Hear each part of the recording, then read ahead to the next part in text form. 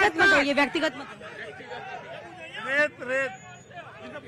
मैं राम पांडे जी से पूछना चाहता हूं, जो कोविड पे इनके प्रत्याशी, लोकसभा प्रत्याशी जो सबसे ज्यादा बोलते हैं कि उन्होंने ग्वालियर के लिए काम किया, मैं चैलेंज करूंगा 24 मार्च 2020 को इस शहर में कोविड लगा, सबसे पहले यदि शहर का नेता कोई यहाँ से भागा था तो वो प्रवीण पाठक था। मैं चैलेंज करूंगा यदि 6 महीने के अंदर का कोई भी फोटो प्रवीण पाठक का इस कोविड के भीतर का ये लोग दिखा दें तो मैं नाम बदल दूंगा। इकलौता टैंकर के पीछे भागने का फोटो, वही एक इनके पास अचीवमेंट है। और इस पूरी ग्वालियर दक्षिण विधानसभा को यदि बर्बाद किसी ने काम करने का किया है तो इस लोकसभा प्रत्याशी प्रवीण पाठक ने किया है। सारे अवैध धंधे और रेत धंधे अगर किसी ने किया है, अवैध वसूली की है, तो सिर्फ प्रवीण पाठक ने की है।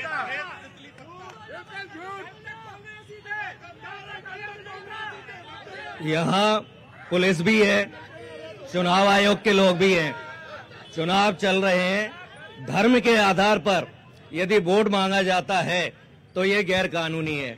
भारतीय जनता पार्टी के लोग आचार संहिता का उल्लंघन कर रहे हैं। यहाँ पुलिस के लोग हैं, उन्हें कार्रवाई करनी चाहिए। यहाँ चुनाव आयोग के लोग हैं, कार्रवाई करना चाहिए, लेकिन नहीं करेंगे क्योंकि संविधान हम कह रहे हैं इसलिए खतरे में। और इस बार का जो चुनाव है, यदि कांग्रेस को वोट दोगे तो अगले बार वोट डालने का मौका मिलेगा, बीजेपी को वोट दोगे तो अगले बार वोट डालने का भी मौका। बीजेपी की सरकार वन नेशन वन इलेक्शन की बात करती है, कांग्रेस कह रही है कि अगली बार तो चुनाव ही नहीं होने देंगे ये। जी मैम, भरोसा है किसी की बात पर? नहीं, हमें तो किसी पे नहीं। किसी ने कुछ किया कि नहीं? नहीं, किसी ने कुछ नहीं किया, सब अपना अपना फायदा देखते हैं और जनता से कोई लेना देना नहीं है।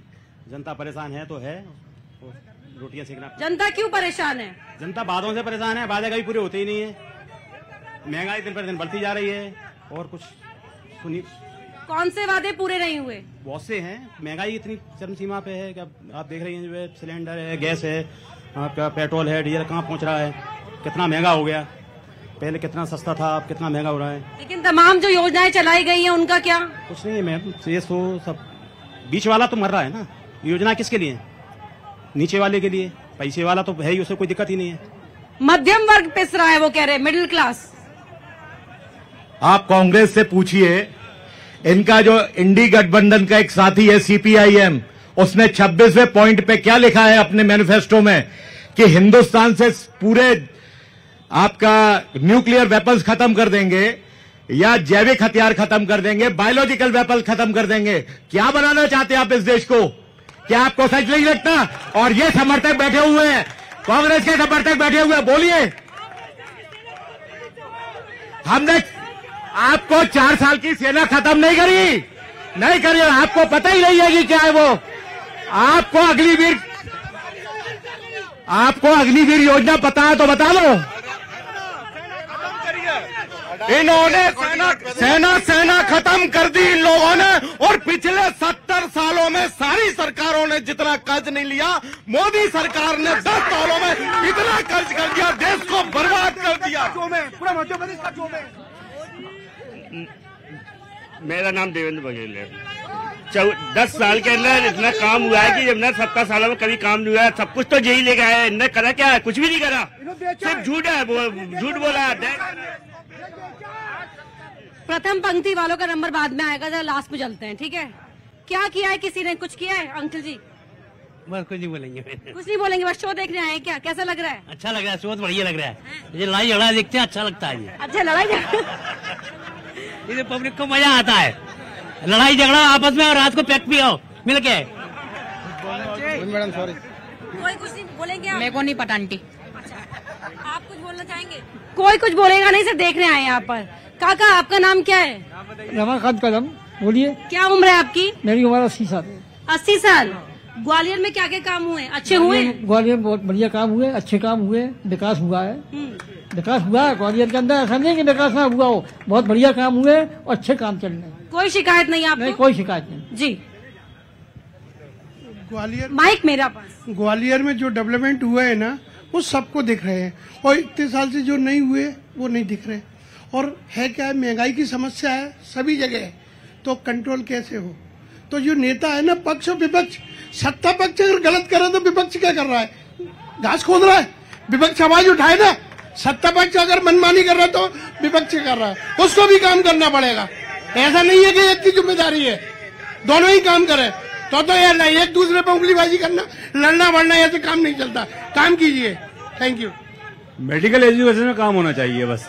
यहाँ पे क्या है, चाहे पूरा भारत है चाहे कोई स्टेट गवर्नमेंट हो, कोई काम नहीं करना चाह रही है। अब लोग कहते हैं केजरीवाल ये चोर है। मैं व्यक्तिगत किसी पे आरोप प्रत्यारोप नहीं लगा रहा हूँ, चाहे कांग्रेस हो, चाहे बीजेपी हो, चाहे राहुल गांधी हो, या मोदी जी हो, कोई भी हो। मैं किसी भी आरोप प्रत्यारोप, मैं कह रहा हूँ कोई भी पार्टी आए, केवल ओनली पूरे देश के ऊपर या पूरे स्टेट के ऊपर ओनली उसका एक ही फोकस होना चाहिए, मेडिकल और एजुकेशन। मेडिकल एजुकेशन सुधार आ जाएगा ना, पूरे देश का उद्धार ऑटोमेटिकली हो जाएगा।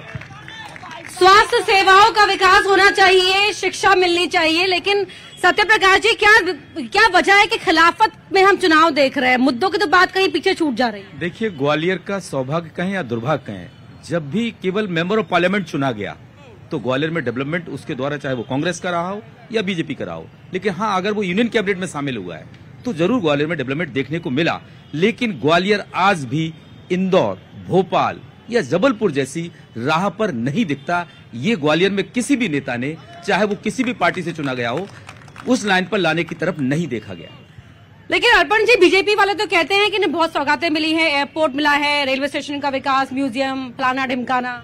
देखिए, विकास तो एक सतत प्रक्रिया है जिसके तहत विकास तो होता ही है हर, और मतलब जितनी फंडिंग हमें केंद्र सरकार से और तमाम जो एडीबी योजना, तमाम जो योजनाएं मिली हैं, विकास तो सतत प्रक्रिया है। और निश्चित तौर पे मतलब पिछले 10 सालों में ग्वालियर में विकास तो हुआ है, इसको हम टाल नहीं सकते। चाहे वो शिक्षा का क्षेत्र हो, चाहे मेडिकल का क्षेत्र हो, विकास तो हुआ है। और बस ये है कि ये जो योजना है जो सरकार ने चलाई, चाहे लाडली लक्ष्मी योजना हो, तमाम योजना हो, इससे अपन पीछे यदि हम देखें इन योजनाओं के, मतलब आज उसको लेके ये पूरा विधानसभा चुनाव जिस तरह से ये चला और जिससे भाजपा को उससे फायदा मिला, पर आप हम इसका एक पक्ष देखें जो किसी ने देखा नहीं कि इतना बड़ा फंड जो नगर निगम हो, चाहे जितनी भी जिला पंचायतें हों, इनके पास सैलरी देने के लाले पड़ गए। ये स्थितियां हुई हैं, ये स्टडी है और ये फैक्ट है। लाडली लक्ष्मी योजना इन्होंने केवल विधानसभा जीतने के लिए चलाया। अगर ये महिलाओं के इतने ही अच्छे तेजी से तो पूरी विधानसभा जीत के आए थे, जब शिवराज सिंह जी चौहान मुख्यमंत्री बने थे तो शुरू से ही बहनों के बारे में क्यों नहीं सोचा? और जब बहनें जो पदक लेके आती हैं, दिल्ली में बैठती हैं, उनकी ये रक्षा नहीं की पाते हैं, तो ये महिला उत्पीड़न के नाम पे, शिक्षा के नाम पे, चिकित्सा के नाम पे केवल लूट मारी है। इस देश को लूटना चाहते हैं, इस देश को बेचना चाहते हैं। महिलाएं भी है यहाँ पर। अरे भागे मत, अरे नारी शक्ति की बात होती है यहाँ पर। क्या नाम है आपका? अंगूरी कुशवाहा। बहुत प्यारा नाम है अंगूरी जी आपका। अंगूरी जी, कैसा चल रहा है किचन? घर में सब ठीक? सब ठीक है। कोई दिक्कत परेशानी? नहीं, कोई दिक्कत परेशानी नहीं। कोई ऐसी चीज जो आप चाहती हो कि यहाँ पर सुधरे? यहाँ पे क्या सुधरना चाहिए ये कि गरीबों को थोड़ा ने अपना नेता की तरफ से सपोर्ट मिलना चाहिए, वो सपोर्ट नहीं रहता। बस देते तो है फ्री राशन, हर घर नल जल योजना। राशन देने से क्या घर चल जाएगा? राशन देने से घर तो चलेगा नहीं। जब तक अपन 2 पैसे नहीं कमा के लाएंगे, उस राशन से क्या काम चलेगा? 5 किलो राशन दे रहे एक व्यक्ति पे, इस पे क्या है? कुछ भी नहीं। 5 किलो राशन 5 दिन में खत्म हो जाएगा, फिर उसके बाद क्या करेंगे? घर बैठ के कुछ भी नहीं कर सकते। इससे तो बढ़िया अगर गरीबों को थोड़ा ने दुकान लगाने दे, या उनको मदद करे काम धंधे में, तो जनता का वो नेता होगा, वो भी है। इसमें क्या है? कुछ भी नहीं है मेरी तरफ से। आप बताइए, क्या नाम है आपका? शर्माइए मत, कोई बात नहीं। नहीं, अपनी बहन के साथ दे दो। हाँ, ठीक है। हाँ। ने 5 किलो राशन से क्या होगा? वो कह रहे हैं कि रोजगार का मौका मिलना चाहिए। देखिए, रोजगार जिसको करना होता है उसको रोजगार ढूंढना चाहिए, और रोजगार मिलता है। केवल बातें करने से कुछ नहीं होता है। सरकार योजना बना सकती है, सरकार आपके लिए नई नई बातें ला सकती है। आपको प्रयास करना होगा, चाहे वो स्टार्टअप योजना हो, चाहे कौशल योजना हो, चाहे मुद्रा योजना हो। कितने लोगों ने मुद्रा योजना का लाभ उठा करके बड़े बड़े उद्योगपति बन गए, कितने लोगों ने स्टार्टअप योजना का लाभ लेके कितने बड़े बड़े उद्योगपति बन गए। तो यदि आप रोजगार ढूंढेंगे तो रोजगार मिलेगा। और जहां तक मुफ्त राशन की बात है, कोविड में ये स्कीम चालू की थी, और उसके बाद जब देखा कि जो फुटपाथ पे बैठने वाले लोग न अपनी दुकान लगा पा रहे हैं, जो पंचर जोड़ते हैं वो पंचर जोड़ नहीं पा रहे हैं, जो फुटपाथ पे काम करते हैं फुटपाथ पे काम नहीं कर पा रहे हैं, उनके लिए मोदी जी ने मुफ्त राशन दिया है और उनको बचाया है। मैं एक आम नागरिक हूँ, मैं कोई वैसा नहीं हूँ। एक्चुअल में क्या है, मोदी जी के टाइम से जब से मोदी जी आए हैं, बहुत परेशानियां आ गई हैं शहर के अंदर। जैसे कि आपने इन्होंने बोला कि भी ठेले वाले रोजगार ढूंढे, ये करें वो करें।